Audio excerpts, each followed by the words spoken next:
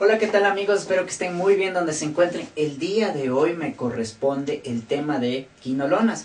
Espero que al final de esta clase todos puedan entender y comprender de una manera fácil y sencilla este tema que para muchos compañeros o compañeras puede resultar un poco difícil, complejo aprender, pero yo espero aportar mi granito de arena en su proceso de aprendizaje.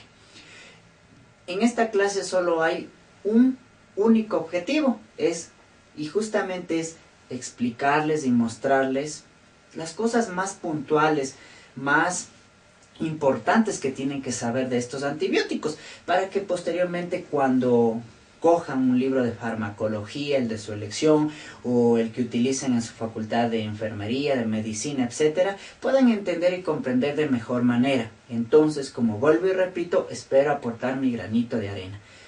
Dicho esto, sin más palabras, comencemos la clase. Como ustedes ya saben, cuando hablo de antibióticos, cuando trato sobre fármacos, yo siempre divido en estos puntos para tener un orden y una secuencia de lo que voy a decir. Entonces siempre comenzaré con mecanismo de acción, el espectro, la farmacocinética, las indicaciones, los efectos adversos, así como las interacciones. Comencemos con el primer punto, amigos. Mecanismo de acción. Abramos un paréntesis y antes de hablar del mecanismo de acción, ubiquemos en qué categoría se encuentran estas quinolonas. Si se trata de una mujer embarazada, se encuentra en la categoría C, ¿de acuerdo? ¿Sí? En la categoría C se encuentran las quinolonas, a tomar en cuenta porque puede ser pregunta de examen, categoría C. Ahora sí, hablemos sobre el mecanismo de acción. Si muchos de ustedes ya vieron la clasificación general de antibióticos y sus mnemotecnias para aprender los mecanismos de acción, excelente. Si ustedes, compañeros o compañeras, algunos aún no ven esos videos, les recomiendo porque ahí es donde yo les muestro las mnemotecnias para que se acuerden de los diferentes mecanismos de acción y su respectivo antibiótico u antibióticos. Pero no importa, recordemos. Y ahora vamos a hablar con más profundidad sobre el mecanismo de acción en el caso de las quinolonas. Imaginemos, amigos, que nos encontramos aquí. Este rectángulo, imaginemos que es una bacteria, ¿sí? Y acá se encuentra el DNA en el nucleoide, ¿sí? Ya. 5', 3', 3' y 5'.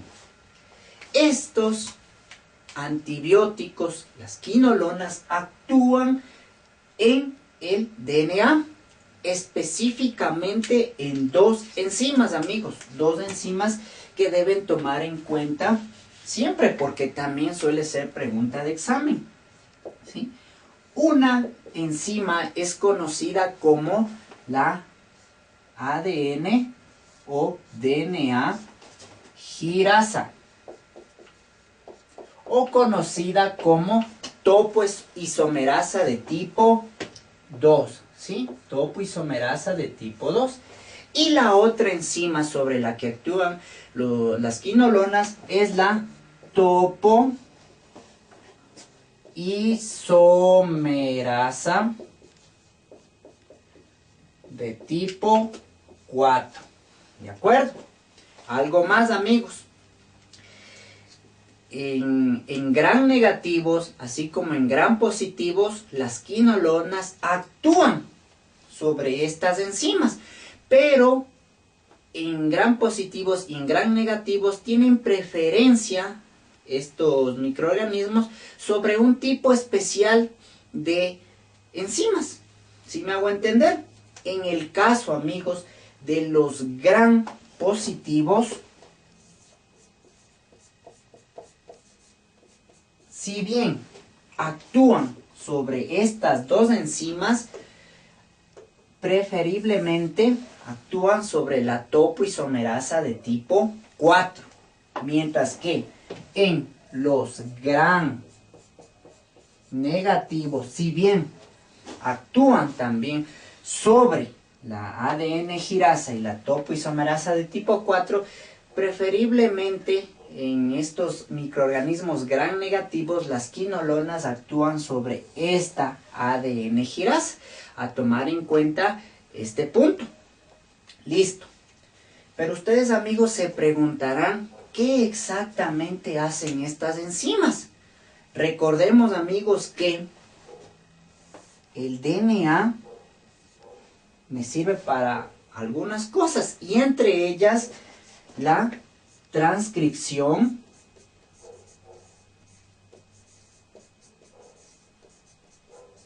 así como la replicación.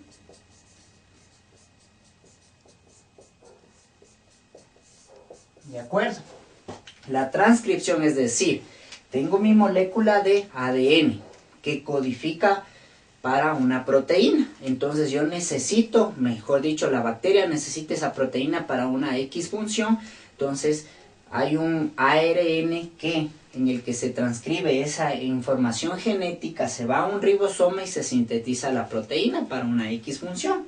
Esa es una función, si se puede decir, del DNA. La otra es la replicación. Esto es especialmente importante cuando la célula bacteriana se divide, ¿sí? Se va a formar una nueva célula bacteriana, es decir, un nuevo microorganismo. Entonces necesito replicar. Y para ello intervienen estas dos enzimas. Especialmente, por ejemplo, la topoisomerasa, como su nombre mismo indica, topo, o sea, es decir, cambia su conformación de la tridimensional del DNA, manteniendo la estructura primaria del DNA. Y esto es importante porque estas enzimas actúan super enrollando el DNA. El DNA es así, pero en el super enrollamiento en el que participan estas enzimas, el DNA se vuelve de esta forma. ¿Y para qué se super enrolla? Para permitir estos procesos, ya sea la transcripción, así como la replicación. Si no hay ese super enrollamiento, si no hay esto, entonces no hay transcripción, no hay replicación, y si no actúan estas enzimas, se traduce ¿en qué?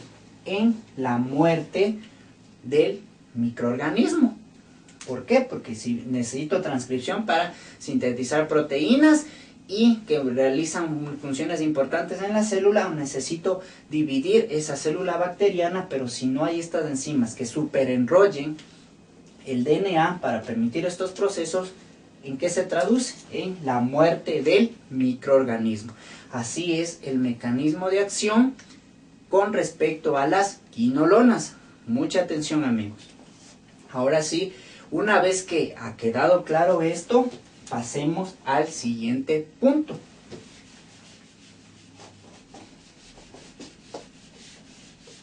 Que no es en este instante como tal el espectro, sino el siguiente punto, que siempre lo acoplo con el mecanismo de acción, y es una palabra, la R, que muchos ya saben, y representa la primera letra de una palabra que se llama resistencia.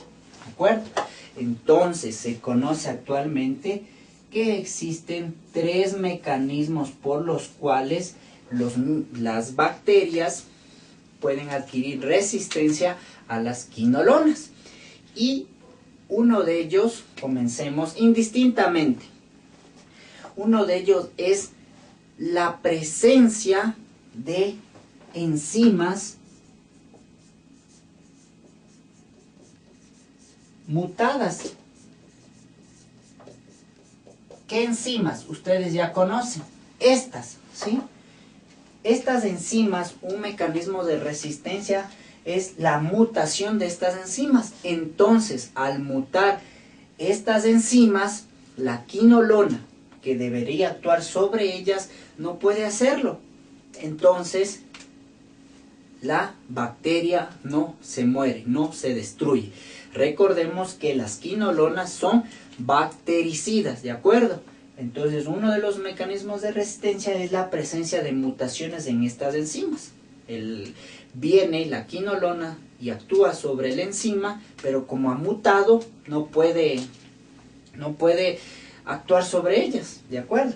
Otro mecanismo de acción es la presencia de la disminución en la permeabilidad para el paso del antibiótico. ¿Y cómo se puede explicar eso? Imaginemos aquí, amigos, que tenemos una bacteria, una gram negativa, ¿sí? Recordemos que una bacteria gram negativa tiene una membrana externa, que se representaría por esto, un espacio periplasmático, así como una membrana interna. En las bacterias gram negativas, el antibiótico, concretamente las quinolonas, entran de forma pasiva a través de unas estructuras conocidas como porinas, ¿sí? Imaginemos que estos triángulos son las quinolonas, son los antibióticos y normalmente deberían pasar por estas porinas. Pero ¿qué pasa? En la resistencia el número de estas porinas disminuye y de esta forma disminuye la permeabilidad para el paso del antibiótico desde afuera hacia adentro. Y entonces se traduce ¿en qué? En resistencia. Y otro mecanismo de acción, otro mecanismo de resistencia sería la presencia de bombas expulsoras. ¿De qué? Del antibiótico. Expulse, pongamos, para abreviar, ¿sí? Si bien el antibiótico ya entra, pero si hay unas bombas expulsoras, entonces el antibiótico sale nuevamente y también se traduce en un mecanismo de resistencia. ¿Está claro hasta ahí, amigos? Espero que hayan comprendido. Borremos ahora esto para pasar al siguiente punto, que como ustedes ya saben, ya lo mencioné al inicio de la clase, nos corresponde el espectro, ¿sí? Borremos esto. ¿Sobre qué microorganismos van a actuar las quinolonas? Pongamos por aquí gram positivos y también pongamos aquí gram negativos. Algo que aquí deben recordar es que estas quinolonas siempre fueron buenas para las bacterias gram negativas. Pero esto no quiere decir nada. Es como si alguien me preguntara ¿dónde vives? Yo dijera en el planeta Tierra. Pero ¿qué tal si esa persona quiere llevar un regalo, un encargo a mi casa? Yo debería darle la dirección exacta. Aquí también se trata de eso, de ser más específicos sobre bacterias gram negativas. Bacilos gram negativos, es decir, enterobacterias. Hasta este momento, hasta este instante, siempre han sido buenas para las enterobacterias, ¿sí? Tienen muy buena sensibilidad, ¿sí? Estos bichos se mueren con las quinolonas. Otros microorganismos gram negativos, como ejemplo, también están Haemophilus. Ejemplo, Ducrey, Influenzae. Otros microorganismos gram negativos, los cocos. ¿Cuáles? Los cocos, como ejemplo, Neisseria, que es un diplococo, el género. Solo voy a poner el género, amigos. Así como Moraxella. ¿Qué sería? Moraxella catarrhalis, de aquí como ejemplo sería Neisseria gonorrhoeae, ¿verdad? ¿Sí? Además, han sido muy buenos para las pseudomonas, que son bacilos gram negativos no, que no son enterobacterias, ¿verdad? Las pseudomonas. ¿Pseudomonas qué? Aeruginosa. Aeruginosa. Ya. Con respecto a los gram positivos, ¿por qué comencé desde aquí? Desde los gram negativos y no desde acá. Porque como vuelvo y repito, siempre han sido buenas para estos microorganismos. Para estos microorganismos han sido buenas las quinolonas, ¿sí? Eso deben recordar. ¿Qué pasa con los gram positivos? Son sensibles los estafilococos. Pero concretamente los estafilococos sensibles a la meticilina. ¿Por qué? Porque los SAR, es decir, estafilococos aureus resistente a meticilina, ¿son sensibles a las quinolonas? Pues no, amigos. No han mostrado la mayoría, por no decir todos, estos estafilococos aureus resistentes a meticilina no han sido sensibles a las quinolonas, ¿sí? Eso debe quedar muy claro, amigos. Los estafilococos sí. Adicional, ¿qué nos hace falta aquí? ¿Será que los estreptococos han sido sensibles? Ejemplo, Streptococcus pneumoniae, pongamos solo las iniciales. ¿Son sensibles a las quinolonas en términos generales? Pues no, amigos. En términos generales no son sensibles, porque muchos de ustedes se preguntarán, pero sí hay algunos, una quinolona que sí actúa sobre los Streptococcus pneumoniae. Sí hay. Son unas 2 que hay en el mercado. Pero en términos generales no son sensibles. ¿De acuerdo, amigos? No son sensibles. Y les pregunto algo más. ¿Será que los anaerobios son sensibles a las quinolonas? Anotemos por aquí. Les pregunto. Anaerobios. ¿Son sensibles a las quinolonas? ¿Sí? No. No son sensibles, amigos. En términos generales, no son sensibles. Pongamos acá esto. No son sensibles. Entonces, amigos, ya, como ustedes pueden observar, aquí ya hay tres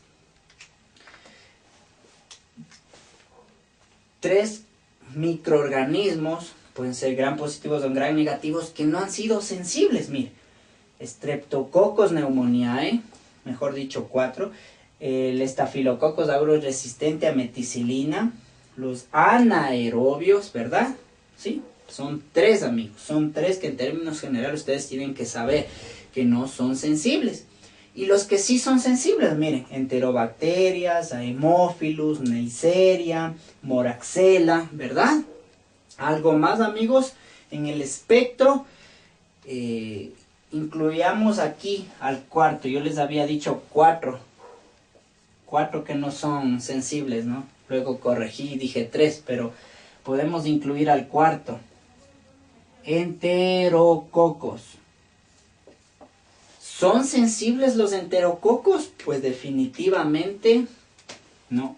Ni las quinolonas, que son de tercera y cuarta generación, las más actuales, si se puede decir entre comillas, porque bueno, ya salieron antes del año 2000, ni esas han mostrado que pueden actuar sobre estos microorganismos. Estos no, tampoco tienen sensibilidad. Entonces ahora sí, ¿cuántos microorganismos vamos? 1, 2, 3 y 4. 4 en términos generales que no son sensibles a las quinolonas. Recuerdan ustedes, amigos, para muchos que ya vieron los videos de macrólidos y tetraciclinas, ¿qué es esto, amigos? No es una dona, ya me dio hambre también, es una célula, ¿sí? Ya me adelanto un poco. Al ser las quinolonas tener una buena distribución intracelular especialmente, también son buenas para microorganismos intracelulares, ¿sí? Ejemplo, ¿qué tenemos aquí? Legionela, clamidia. ¿Qué más tenemos aquí? También micobacterias. También tenemos aquí micoplasmas.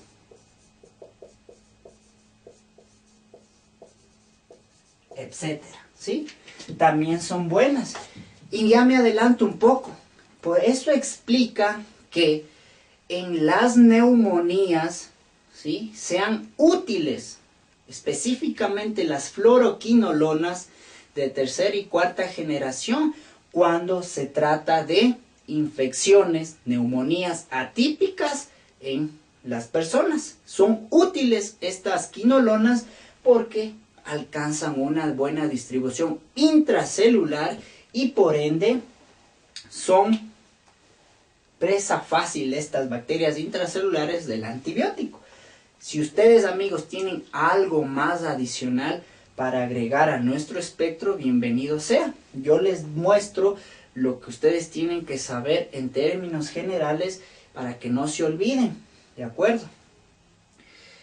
Se sabe actualmente que hay resistencia a Neisseria tiene resistencia a las quinolonas. Sin embargo, en mi país, por ejemplo, todavía se utiliza para una uretritis gonocócica. También se utiliza todavía ciprofloxacino. ¿Sí?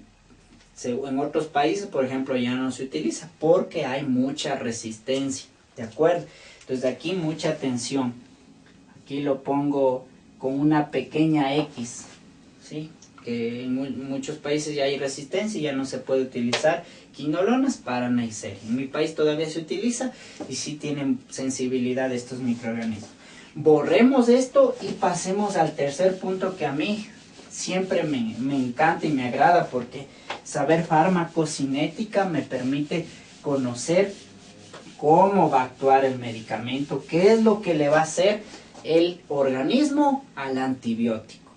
Y para ello ya saben ustedes nuestra mnemotecnia,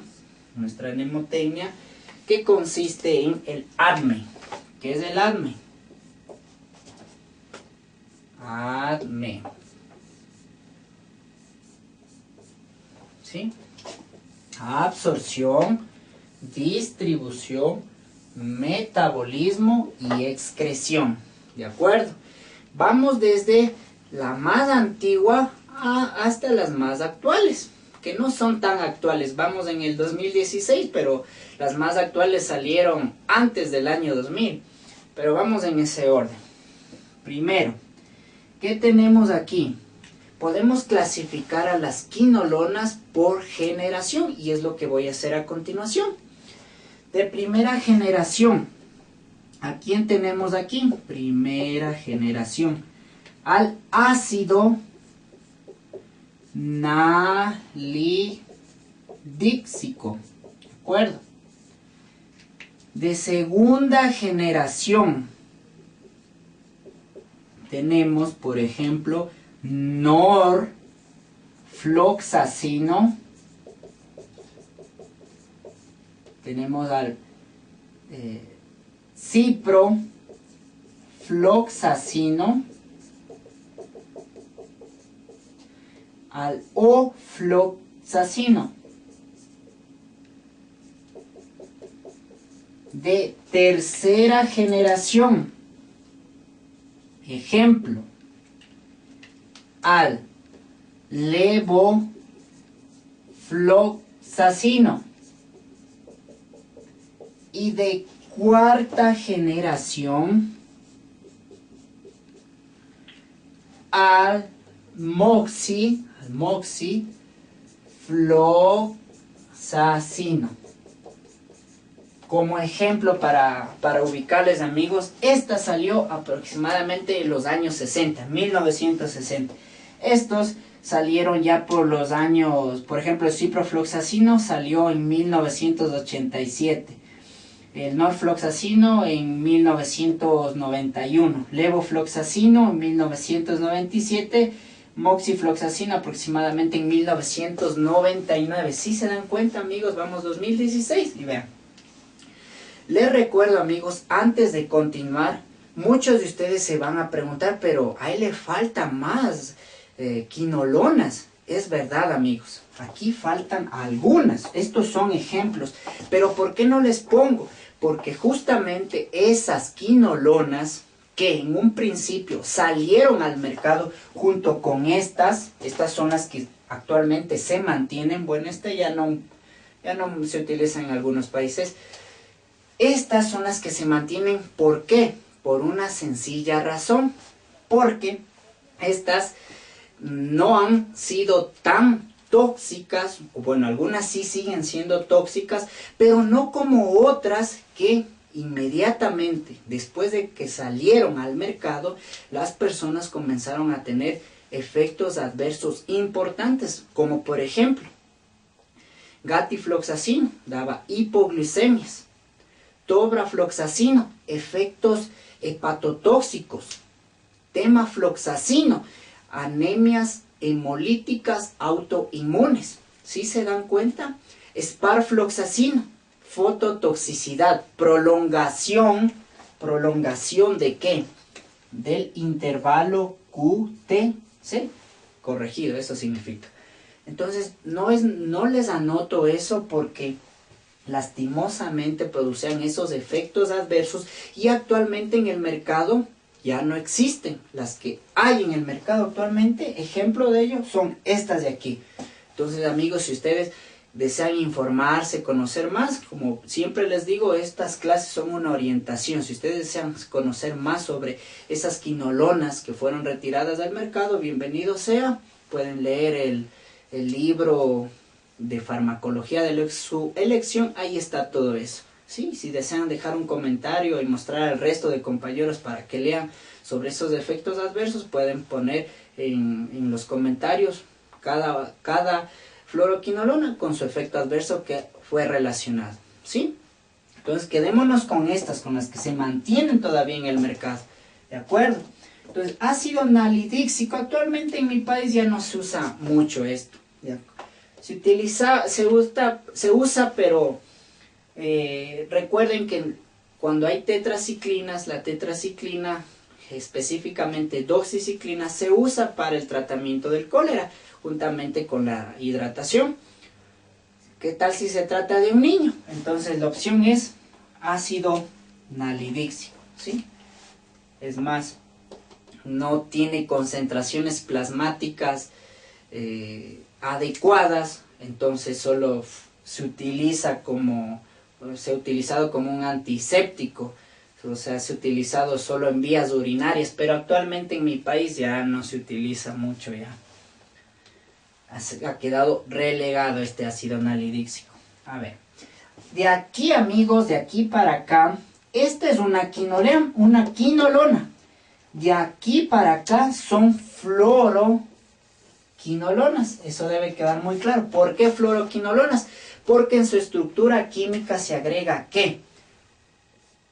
El átomo de flúor, ¿sí?